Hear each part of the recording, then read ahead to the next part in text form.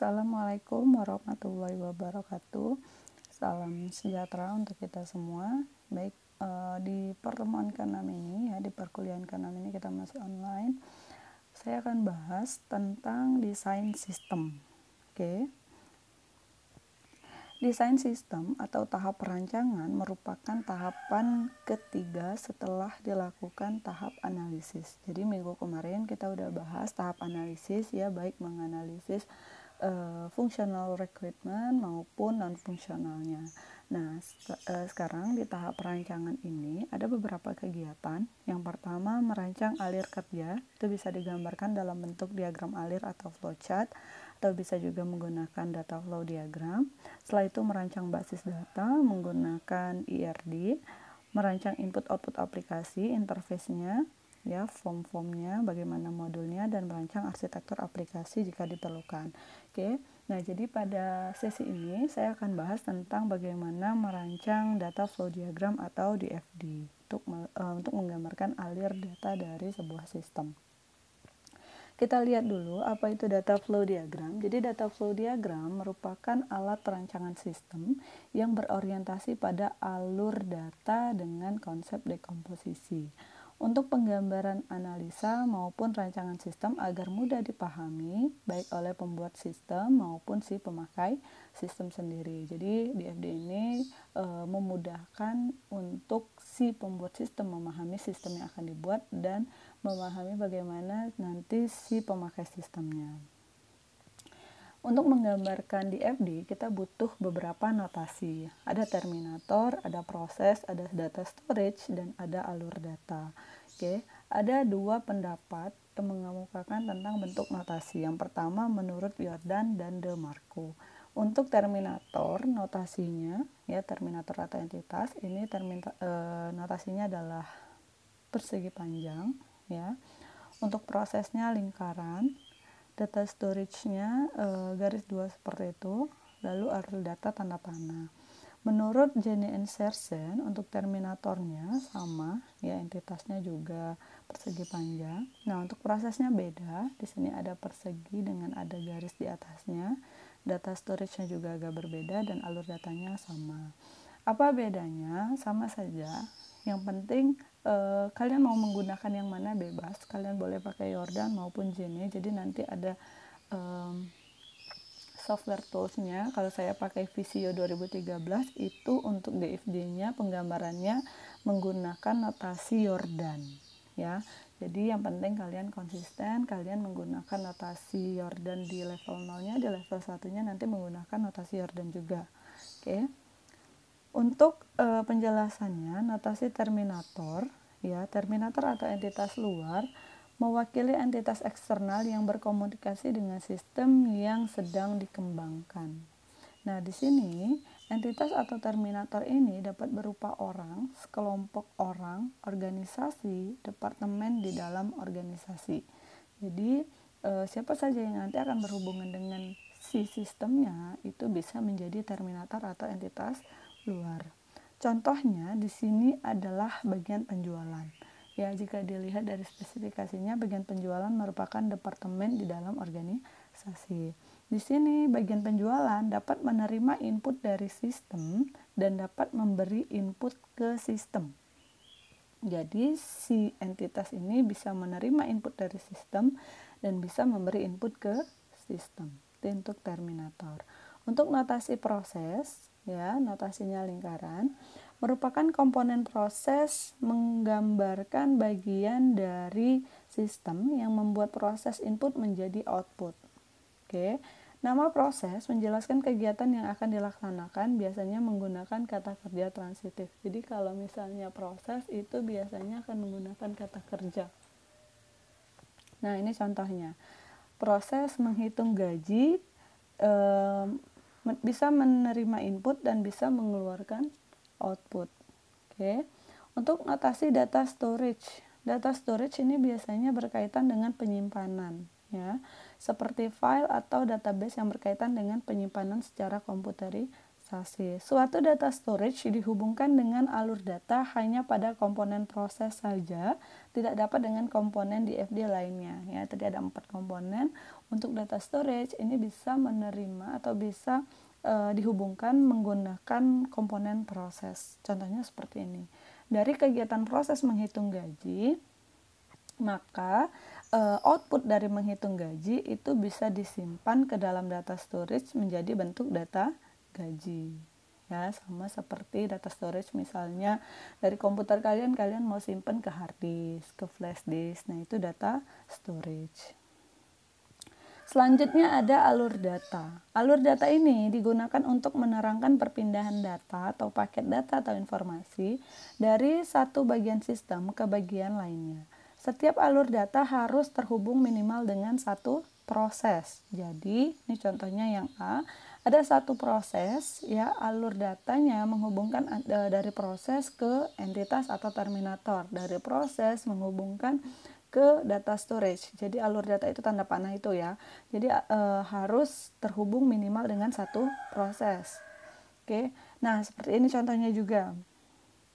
Dari entitas menghubungkan ke proses ya menjadi outputan alur datanya. Dari data storage menggunakan alur data menuju ke proses, atau dari proses ke proses, boleh. Yang tidak boleh adalah dari data storage ke data storage, dari entitas ke entitas. Nanti kita akan lihat aturan-aturan dalam menggambarkan di FD. Ya, jadi kalau alur data itu bisa digunakan apabila ada minimal satu proses di dalamnya. Proses ke entitas, proses ke data storage, atau entitas ke proses, data storage ke proses, atau juga proses ke proses. Kita akan lihat aturan dalam membuat DFD. Ada beberapa hal yang harus diperhatikan dalam menggambarkan DFD. Ada yang boleh dan ada yang tidak boleh. Aturan yang pertama, input ke proses harus berbeda dengan output ke proses tersebut. Jadi ini entitas 1, ya, alurnya, inputnya adalah registrasi, masuk ke proses, lalu outputnya adalah registrasi lagi menuju ke entitas 2. Maaf ya, ini entitas 2. Ini adalah tidak boleh karena inputannya registrasi, outputannya juga registrasi. Itu yang tidak boleh. Jadi yang boleh bagaimana? Registrasi sebagai inputan, maka outputannya adalah laporan. Nih di sini registrasi dan laporan. Ini maaf, nih entitas 2 maksudnya ya, tujuannya ya. Jadi di sini yang tidak boleh adalah apabila inputan dan outputannya namanya, labelnya sama. Oke, jadi registrasi diproses, outputnya adalah laporan. Misalnya seperti itu. Tidak boleh registrasi, inputannya lalu diproses, outputnya adalah registrasi lagi. Itu tidak boleh, harus berbeda. Aturan yang kedua, tidak ada proses yang hanya memiliki output. Dengan kata lain, setiap proses harus memiliki input untuk menghasilkan output ya. Input, proses, output itu adalah kegiatan paling sederhana. Dalam DFD tidak boleh ada output tanpa ada input. Contohnya seperti ini, proses dan tiba-tiba ada output. Dari mana outputnya kalau tidak ada input? Ini tidak boleh. Yang boleh bagaimana? Ada input. Input boleh lebih dari satu, boleh. Output boleh lebih dari satu, boleh. Ya, yang tidak boleh adalah tidak ada input. Harus ada input untuk menghasilkan si output. Aturan ketiga, kalau tadi tidak ada input, kalau ini tidak ada output. Tidak ada proses yang hanya memiliki input. Kalau misalnya ada inputan saja, tidak dikeluarkan, tidak ada output, itu namanya black hole atau lubang hitam. Jadi setiap proses harus menghasilkan output. Ini proses ada inputan tapi tidak outputan. Berarti salah. Yang benar adalah ada input, ada proses, dan ada output. Oke.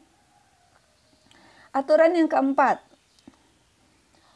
Suatu proses memiliki label nama berupa kata kerja. Admin adalah kata benda, maka admin tidak boleh. Selanjutnya ada konsumen. Konsumen juga merupakan kata objek ya, kata benda, maka tidak boleh. Yang boleh yang bagaimana? Pendaftaran itu boleh. Lalu pemesanan itu boleh. Jadi merupakan kata-kata kerja. Sekolah itu tidak boleh ya, tapi belajar itu boleh. Oke, kampus tidak boleh, itu objek. Tapi akademik, kegiatan akademik itu boleh. Jadi yang merupakan kata kerja itu merupakan proses. Kalau entitas atau terminator baru kata benda atau objek.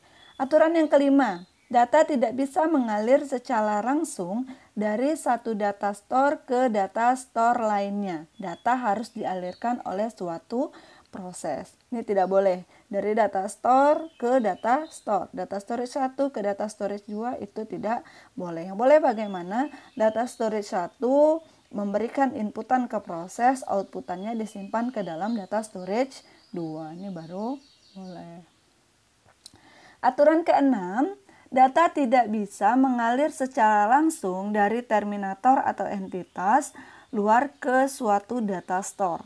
Data harus dialirkan oleh suatu proses yang menerima data dari entitas dan menempatannya ke data store. Jadi entitas tidak bisa mengalirkan data ke data storage. Jadi entitas bisa mengalirkan data ke data storage melalui yang namanya proses. Jadi harus ada proses untuk menyimpan data ke dalam data storage. Ini baru yang benar.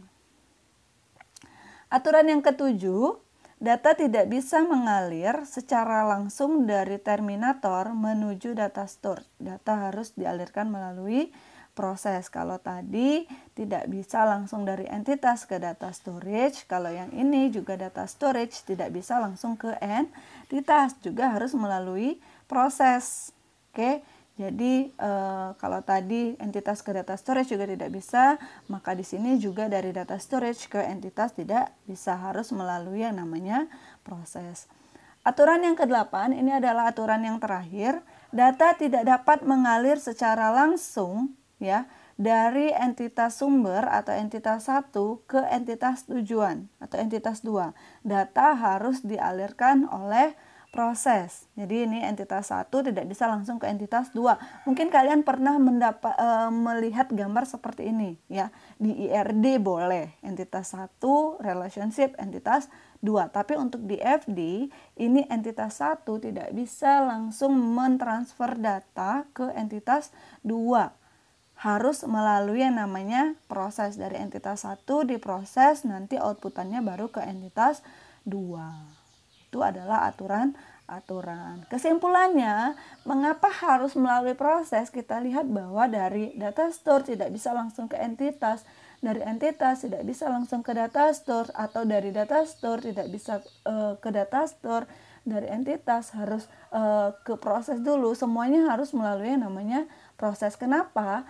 Karena proses tersebut dilakukan di sistem. Kita akan menggambarkan bagaimana aliran data dari sistem dan tujuan dari si sistem. Makanya semuanya baik data yang masuk maupun data yang keluar harus melalui sistem.